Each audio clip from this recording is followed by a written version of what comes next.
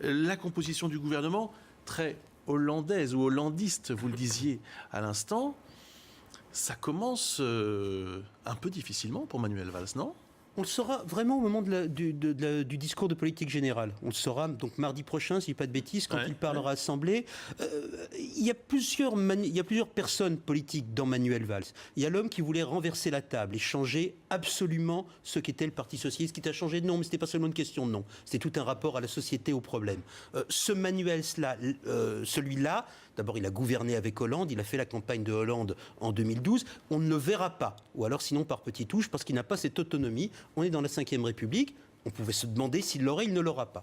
Ensuite, il y a le Manuel Valls, super communicant, qui effectivement faisait ça, était encore jeune chez Lionel Jospin, mais l'a fait pour François Hollande, ce que Mickaël appelle la mise, quelle est ton expression, la mise en musique, la scénographie politique. On aurait dit le storytelling, mais au-delà, un storytelling avec du sens. Effectivement, étant donné l'apparence de cette équipe, qui est effectivement classique, traditionnelle, resserrée, qui est du boulot. On pourra parler de Taubira, parce que Taubira, une question de boulot, c'est l'indépendance du parquet. Elle est capable de le faire ou pas.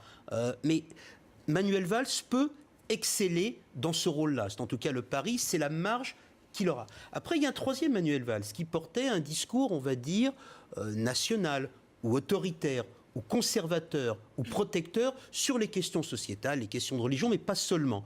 De ce point de vue-là, effectivement, si Taubira symboliquement sortait, ça voulait dire qu'il y avait une bascule sociétale du gouvernement. Ça ne veut pas dire que Manuel Valls, qui a des relais aussi à l'Élysée, renoncera à ces thèmes-là.